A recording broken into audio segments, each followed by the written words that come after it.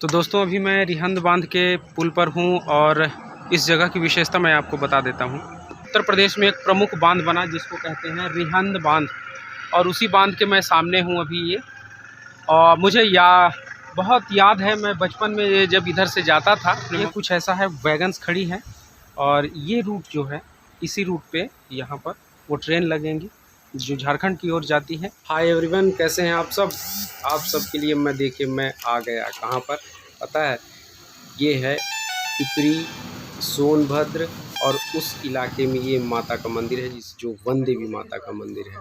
तो जी हाँ, मैं अभी चला आया हूँ कहाँ पर? पिपरी में माँ वन देवी मंदिर के पास में। और यहाँ पर एक बहुत भव्य मंदिर है ये।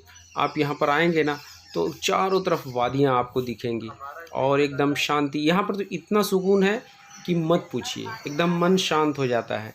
आपको सिर्फ कोई परेशान करेगा तो गाड़ियों का शोर परेशान करेगा जो यहाँ से गुजरती हैं। तो चलिए आपको लेकर चलते हैं कि स्पेशल जगह पर, और आपके लिए मैं आया हूँ, तो इसलिए प्लीज़ मेरे चैनल को सब्सक्राइब कर दीजिएगा, क्योंकि मैं आपके लिए वीडियो बनाता हूँ। लाइक कर दीजिएगा, कमेंट्स करिएगा। और मैं अभी आ गया हूँ कहाँ? ये है रिहंद बांध और मैं उसी पुल पर हूँ। एक सुंदर सा नज़ारा देखिए, कितना मस्त लग रहा है। वाह! तो दोस्तों अभी मैं रिहंद बांध के सामने जो पुल है यहाँ पर हूँ। रिहंद बांध के पुल पर हूँ और इस जगह की विशेषता मैं आपको बता देता हूँ। देश की आज़ादी के बाद भारत में हरित क्रांति का जो दौर शुरू हुआ, उसमें बांधों का बहुत बड़ा रोल था, और उन्हीं में से एक उत्तर प्रदेश में एक प्रमुख बांध बना जिसको कहते हैं रिहंद बांध। और उसी बांध के मैं सामने हूँ अभी ये। और मुझे बहुत याद है, मैं बचपन में जब इधर से जाता था अपने मम्मी पापा के साथ में, उस गेट के पानी की वजह से ये पूरा पुल टूट जाता था और हम लोग बोट से जाते थे, या कि फिर ये ऊपर से परमिशन मिलती थी, एक टैक्सी चलती थी, उस पर जाते थे। तो यादें मेरी बहुत जुड़ी हुई हैं। मुझे बहुत दिनों बाद ये मौका मिला कि मैं आपको रिहंद बांध दिखाऊं, और ये वही बांध है। देश के विकास में और देश के अर्थव्यवस्था को एक नई ऊंचाई प्रदान करने में इस बांध का बहुत बड़ा रोल है। नेचर के सामने दोस्तों हम लोगों का अस्तित्व कितना छोटा है, ये यहीं पर आकर पता चल सकता है। यही वो बांध है दोस्तों, उत्तर प्रदेश का सबसे बड़ा बांध, जिसमें हाइड्रो पावर भी है, यानी कि बिजली बनती है। और देखिए ये कैसा लग रहा है। अगली बार मैं कोशिश करूंगा कि परमिशन लूं और आपको बांध का पूरा विजिट कराऊं। ब्लेसिंग करिए कि वो मेरा प्रोजेक्ट कामयाब हो, आने वाले समय में मैं ऐसी वीडियो बना पाऊँ कि आपको वो दिखा सकूं। और एक ये पुल जो था, ये पहले ये इस पुल से आना जाना होता था, फिर उसके बाद वो नया पुल जिस पे अभी हम लोग उधर से निकलेंगे, वो पुल अभी चल रहा है। और ऐसा ही कुछ है, लेकिन जो भी हो, इससे यादें मेरी जुड़ी हुई हैं, क्योंकि मैं बचपन से ही इस रास्ते से आना जाना करता था। और ये रिहंद बांध काफ़ी इम्पोर्टेंट है भारत के कृषि के क्रांति में। और कहते हैं कि इस बांध को आप तोड़ नहीं सकते हैं, शायद कहीं पर रखा हुआ है। मैं उस अंदर जाता तो दिखा पाता, कुछ बड़ा सा हथौड़े जैसा रखा है कि अगर आप उसको मार देंगे तो शायद, अगर कुछ छोटी भी बालू जैसा कण भी, छोटा भी चिल्फा अगर उसका निकल जाता है तो आपको कुछ इनाम दिया जाएगा। अगली बार अगर हो सकेगा तो दिखाएंगे। तो दोस्तों इस नहर को सोन नहर भी कहते हैं, जो बिहार तक जाती है, और ये इसी से सिंचाई वगैरह वहाँ पर खेतों की होती है। और इस बांध से छोड़ा हुआ पानी इस पुल के नीचे से बहता हुआ ये एक बहुत महत्वपूर्ण नहर में तब्दील हो जाता है, जो सिंचाई के काम में उत्तर प्रदेश में लाया जाता है। अभी 2-3 गाड़ियाँ पुलिस वालों की यहाँ से निकली हैं, तो बहुत ज़्यादा यहाँ सेल्फी या ऐसा कुछ उटपटांग करने की कोशिश मत करिएगा। हम लोगों ने यहाँ पर परमिशन ली है। तो दोस्तों मैंने रिहंद बांध में जाकर घूमने की कोशिश की। वहाँ पर CSF के जवान हैं, गार्ड ड्यूटी है उनकी, गार्डिंग है। तो उन्होंने बताया कि देखिए आपको परमिशन लेना पड़ेगा और 1 से 1 दिन का आपको वक्त पूरा लगेगा, और मेरे पास वक्त बिल्कुल भी नहीं है। तो मैंने आपको जो बाहर से दिखाया वो आपने देखा। इस बांध में हाइड्रो पावर भी है, जो 50 मेगावाट के 6 यूनिट हैं, और इससे ये इलेक्ट्रिसिटी जनरेट होती है और वो सप्लाई होती है। तो इस बांध का मुख्य काम क्या है? बाढ़ पीड़ितों से लोगों की रक्षा करना पहला तो था। दूसरा, कृषि में एक नई क्रांति लाने में इनका, इस बांध का सबसे बड़ा रोल था और है भी। और दूसरी बात, तीसरी बात कि बिजली का उत्पादन भी इससे हो रहा है और हमारे देश के धरोहरों में इस रिहंद बांध का महत्वपूर्ण स्थान है। तो अगर आपको भी कभी घूमना हो तो आप आइए यहाँ पर जीएम ऑफिस में, परमिशन लीजिए और उसके बाद आप इसका विज़िट कर सकते हैं। फ़िलहाल अभी मैं चलता हूँ रेणुकूट, और रेणुकूट का मार्केट और वहाँ का रेलवे स्टेशन मैं आपको दिखाता हूँ।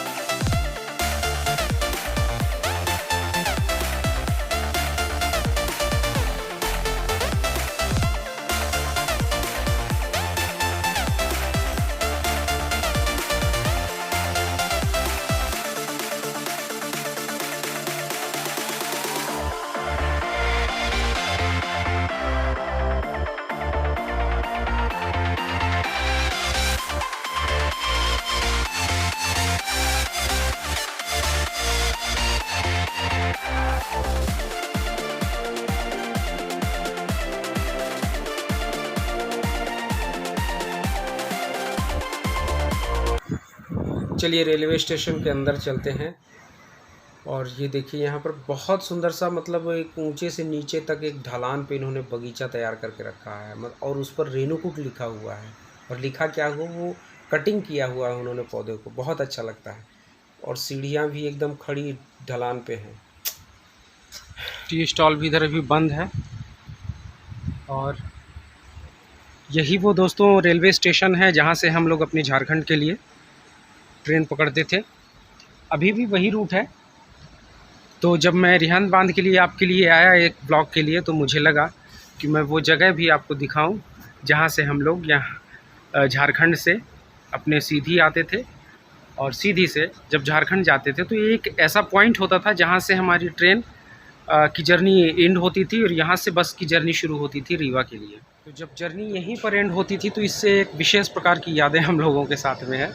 बड़ा इमोशनल अटैचमेंट है, क्योंकि मैं जब छोटा सा था बचपन में, तब से हम लोग इसी रूट से आया जाया करते थे। अभी भी वही रूट है, लेकिन अब आना जाना कम हो गया। लेकिन मैं फिर नेक्स्ट व्लॉग जब बनाऊंगा कभी झारखंड के लिए, रांची के लिए, बोकारो के लिए, तो मैं इस रूट से आऊँगा और तब फिर आपको ट्रेन जर्नी भी दिखाऊँगा। वैसे देखिए आप, यहाँ पर कोयले से लदी हुई रेक है। और मैं तो ये कुछ ऐसा है, वैगन्स खड़ी हैं और ये रूट जो है, इसी रूट पे यहाँ पर वो ट्रेन लगेंगी जो झारखंड की ओर जाती है या फिर इधर इलाहाबाद की ओर जाती है। तो फ़िलहाल आज के ब्लॉग में मैंने आपको क्या क्या दिखाया, एक रिहंद बांध और दूसरा ये रेणुकूट, वो स्पॉट पॉइंट है जहाँ से झारखंड के लिए ट्रेन मिलती हैं, या आप यहाँ पर उतरकर सीधी की ओर आते हैं, शक्तिनगर की ओर जाते हैं, सिंगरौली की ओर जाते हैं। तो ये भी एक पॉइंट है। फ़िलहाल इससे यादें मेरी बहुत जुड़ी थी, लेकिन इतना थक गए हैं अभी हम लोग कि मत पूछिए। अभी खाना भी नहीं खाए हैं सुबह से, तो अभी चलते हैं। इसी रेणुकूट में एक ऐसा स्थान था जहाँ पर हम लोग उतरने के बाद नाइट में खाना खाते थे। रात में या दिन में जब भी इधर से आना या जाना होता था, तो उसी जगह को तलाश करूँगा और वहीं पर चलकर खाना खाऊँगा और आपको दिखाऊँगा कितना स्वादिष्ट आता था। अब ये स्वादिष्ट क्यों होता था मैं नहीं बता सकता, कि हो भी सकता है कि ये जब आदमी को ज़्यादा भूख लगी हो तो हर चीज़ उसको मतलब स्वादिष्ट लगता है। तो ये भी हो सकता है, ये भी एक पॉइंट हो सकता है। लेकिन कहाँ पर हम लोग खाते थे वो उस जगह में आपको लेकर चलता हूँ, वहीं खाना खाऊँगा। और ये यहीं से आपको सीढ़ियाँ उतर कर आप नीचे आएंगे तो आपको ट्रेन मिलेंगी, और ऊपर चढ़ेंगे तो वहाँ स्टेशन है, वहाँ आप टिकट कटाइए। थोड़ा सा यूनिक है। लगता है इसका रेनोवेशन हो रहा है, नहीं तो अभी इतना टूटा फूटा नज़र नहीं आता था। काफ़ी बेहतरीन सा बनने वाला है। हर जगह का रेलवे स्टेशन कुछ है स्पेशल है, अभी इस पर काम नहीं हुआ था, शायद इसीलिए इसको थोड़ा सा रेनोवेट किया जा रहा है। और यहाँ से झारखंड की लाइन जो है वो शायद इलेक्ट्रीफाइड नहीं है, इस वजह से यहाँ पर डीजल इंजन भी देखने को मिलते हैं। और यहाँ डीजल इंजन से ही झारखंड की ओर जाने वाली गाड़ियाँ ज़्यादा मिलती हैं।